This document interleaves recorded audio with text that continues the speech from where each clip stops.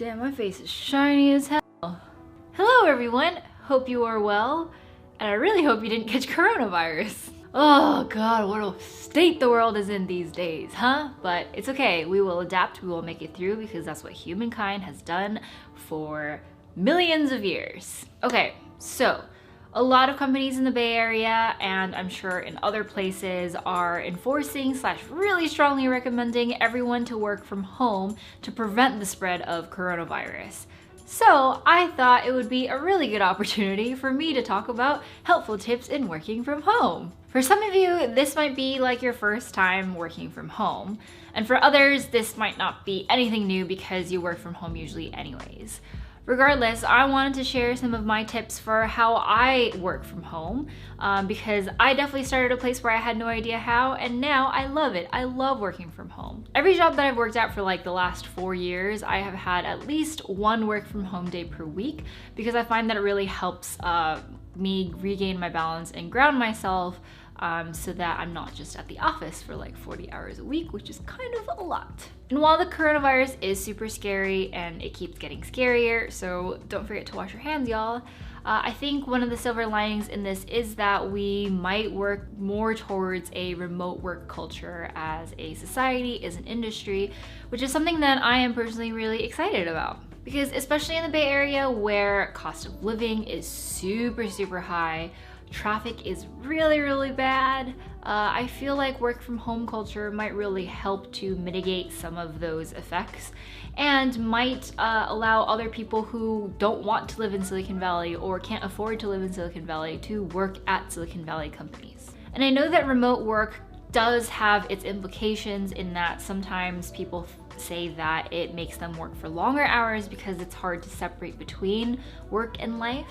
I think that as long as you keep some structure to yourself and that you have some routines that you like to follow and that you figure out something that works for you, then it can totally work. And I know some of y'all are like the ones that just like really want to go to the office because you just want to see people, and I feel the same way because I currently identify as more of an extrovert. But right now we're in a pandemic, so stay at home and don't spread germs and don't get sick. So we're in this together, y'all, and I wanted to share my tips and tricks. Also, if you have any tips and tricks of your own, leave them in the comments down below, as always. So let's get this thing started. And before that, if you were maybe brought here by the algorithm and to me, then thank you, algorithm. And hello, my name's Mayuko. I make videos about tech and lifestyle and career advice stuff. So please consider subscribing or just watching some of my other videos, which I'll link up here. So the thing that I wanted to address first is kind of the theme that underlies all of these tips that I'm going to talk about, which is about structure. So when you're working from home, you're literally in the comforts of your own home, and I know it's really enticing to just rest and chill and watch TV and do whatever. And if you want to, that's fine, that's your own truth, whatever. But for me, when I am in the mode of, hey, I want to do stuff and I want to get work done, then creating some structure in my day-to-day so that I get there seamlessly and easily without needing to pull my mental state along to get there, that's, I think, really an important part about having a successful work from home environment.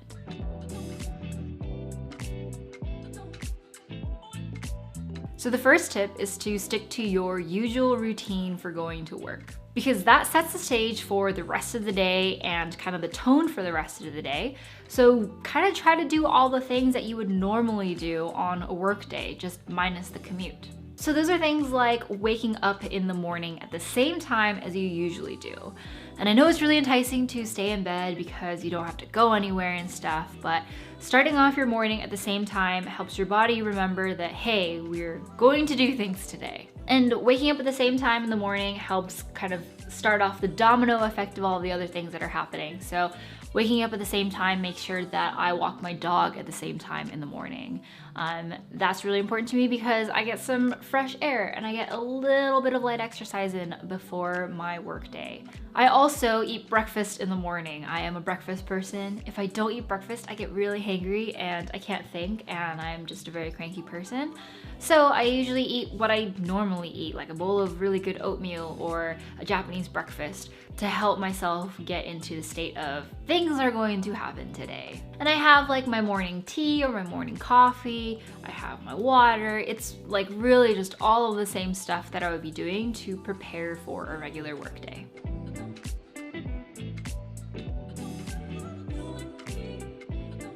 So step number 2 goes hand in hand with the morning routine, which is about getting clothes and getting yourself physically ready for a workday. Again, I know it's really enticing to just stay in your pajamas all day, but I think that at least getting out of your pajamas into something else. It doesn't have to be like exactly what you would wear to work, because like I hate wearing jeans and I wear jeans to work, so I don't wear jeans on my work from home days, and instead I wear like some loungewear on the bottom. But it does help me to get out of my, okay, I'm done sleeping mindset. And I always wear like a shirt or something that I can make sure that I can hop into a call really easily without feeling embarrassed or sloppy. And for me, getting ready also means like putting my makeup on, because that helps me get into the mindset. A lot of this is just getting yourself and your body into the mindset of working. So yeah, putting makeup on like I usually do in the morning, like if I was going to work, also helps me to get there.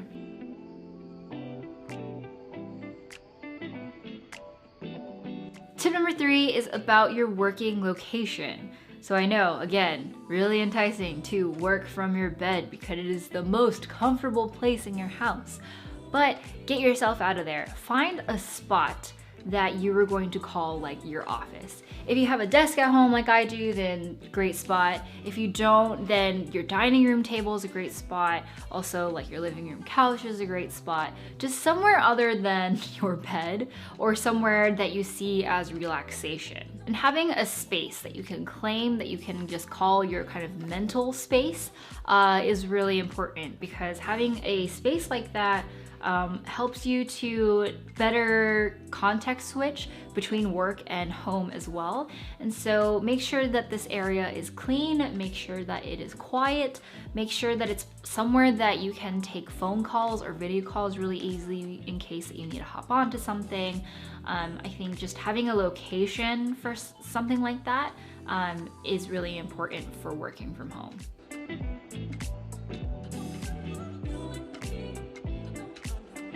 So my next tip is more kind of like a piece of advice than it is like a tip, I guess.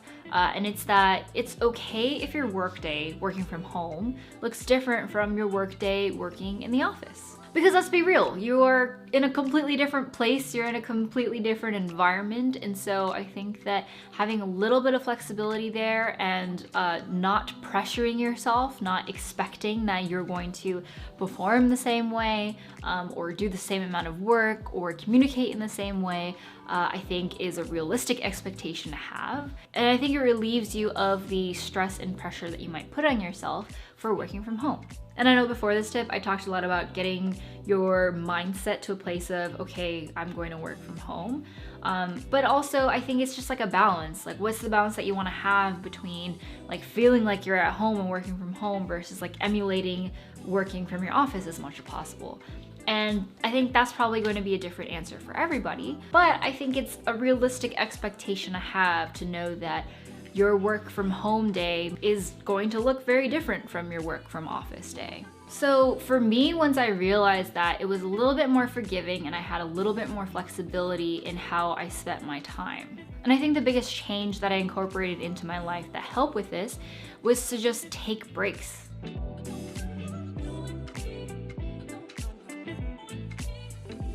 Because breaks are important. When you're in an office, you take breaks when you go to the bathroom, when you're getting a snack, when you join a conversation that's around your desk with your coworkers. I think you'll notice that there's actually more breaks than you think that you take at work. But when you're home, there aren't as many distractions maybe, or maybe there are. But I think that including breaks into your day-to-day and sometimes even scheduling them, or just being mindful that you're at least taking 1 or 2 breaks a day, helps you concentrate better throughout the rest of the day. So I take breaks during the day by like going to the bathroom, making myself some more tea, taking my dog out on an afternoon walk to get some fresh air. I also like to make lunch at home when I'm working from home because I feel like it uses a completely different part of my brain from coding and also eating. And sometimes I'll just like watch TV while eating too. And so those breaks are really important to me because they help ground me and create that like, okay, I can rest my brain from the work that I've been doing like 20 feet away and just let myself like relax a little bit so that I can reset for later.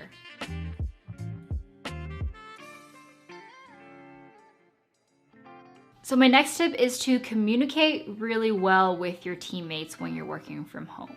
So this tip will apply to a lot of people who work on teams, especially in the tech industry, which is where I'm coming from. But it's really important to communicate, really over communicate when you're working from home, especially because you're not seeing, like actually seeing these people that you're working with when you're working from home. Making sure that you communicate on Slack or Discord or whatever team chat that your team uses, what you're thinking, how you're feeling, and how other people can communicate with you is a really important part of the success of a remote work culture. So make sure to tell your teammates how you want them to contact you. Because you're not in a real office, then people can't just come up to you and tap your shoulder and be like, hey, I have a question. Instead, they're most likely going to communicate to you over a team chat or email or phone or video chat. And so setting your own boundaries too and telling them what those boundaries are really helps to have a successful work from home day. Because the reality of it is that people need stuff from you. You work on a team after all. And so telling people, okay, hey, I am focused right now, I'm concentrated, I don't really want any distractions unless it's an emergency. Maybe like setting your status on Slack to tell people that, or putting yourself on do not disturb. I oftentimes will like go into a team chat and be like, hey team, here's what's up. Like I am available all day through all of the usual means, but I might be heads down on something. So if you really need to contact me for something, then call me or then email me. So that way the team knows exactly how to get a hold of you if they really need you. And otherwise, if they need to get a hold of you or, you know, it's not super urgent, they know how to contact you too. And it's totally normal to expect that lots of communication is going to happen over chat channels and stuff. And so making sure that you are responding kindly and typing in the way that you would talk helps other people pick up on the tone of your voice and the tone of what you were trying to communicate. Those are important things when you're not seeing people face to face. And going hand in hand with that previous tip is to make sure that you are available during normal working hours when you're working from home.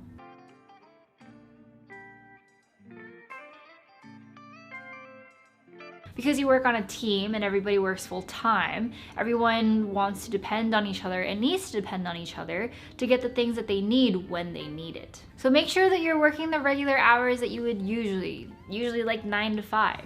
And let people know if you're stepping away from the computer or you need to just take a break for a little bit. Just let them know so that they know exactly what you're up to, so that they don't have to keep guessing like, where are they? Like, why can't I get any help from them?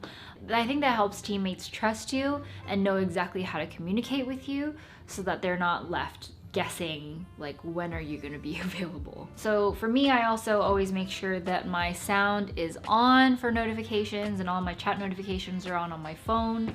I also make sure that everything's on my computer and my computer is fully charged so that I can respond to anything quickly should anything come up. And also being available when you usually are means that it's also okay to be unavailable when you're usually unavailable. Make sure to log off at the end of the day when you would usually leave work and create boundaries, because otherwise it's really easy to work like a 12-hour day. So just close your laptop, let people know like, hey, I'm off for the day, like let me know if there's anything that comes up, but otherwise I'll see you tomorrow. I think creating boundaries like that between you and your teammate really helps you to create boundaries between your work and home too. So make sure that you communicate all of those things. I know it can be kind of uncomfortable because you're talking about like your boundaries with people that you might not have ever talked about before, but ultimately that really helps with kind of your mental state and your emotional state in working from home. And it also just gets rid of a lot of awkwardness and tension that could otherwise exist. So I highly recommend doing this. So we're on my last couple of tips, which are all meant to prevent the kind of stir-crazy feeling that you get from working from home multiple consecutive days. I know that some people in the Bay are already feeling this because it's like day 3 of working from home, and not seeing other people for that long can be quite a long time for some folks.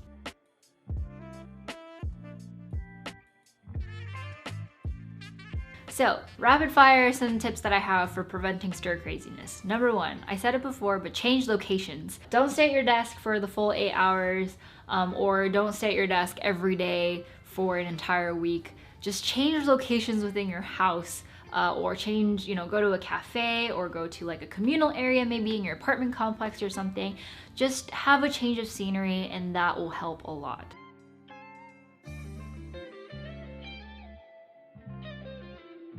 My second tip is to move your body.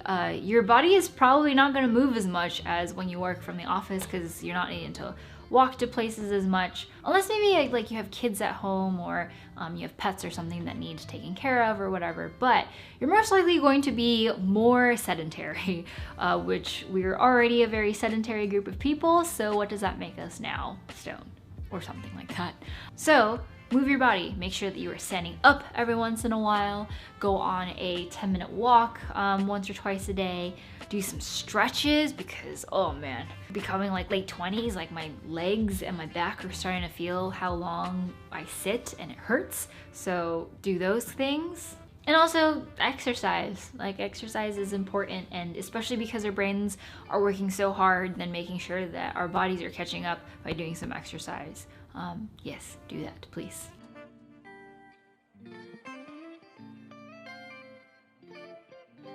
My last tip for preventing stir craziness is to use a Pomodoro timer, which I think really helps with kind of the focus and motivation bit. You could work from home and stay super focused for 6 hours a day, but I am not one of those people. And so having like small incremental chunks in which I work and then I take a break, and then I work and then I take a break helps kind of make sure that I'm changing up things and that I'm not just sitting there with my own thoughts for hours on end. There's a lot of systems out there that can help track your work time and your rest time. I use a Pomodoro timer. There's a bunch of apps out there that you can use to help you pace your focus time and your break time, but I find that it really helps me to hone my focus, especially when I'm working from home. Cool, so those are my tips for working from home. I hope that this was helpful. I really enjoy working from home. I actually prefer that as my default, if anything, because I feel like I have more control over my day-to-day and I can have a more balanced work-life balance, I guess, especially because I can easily context switch between work and home better. But I hope that your area is not super impacted by coronavirus. And if it is, I'm sorry, but we will make it through, we'll be fine. And see this, I hope, as an opportunity for how to work from home better, as well as how to be more compassionate to each other and take care of each other. So that is it for today. I hope you like this video. Hit thumbs up, click subscribe, leave a comment, be happy, don't worry, whatever you want. 7 rings. Or something like that. That's how that song goes, right? Thanks so much for watching, and I will see you next time. Bye!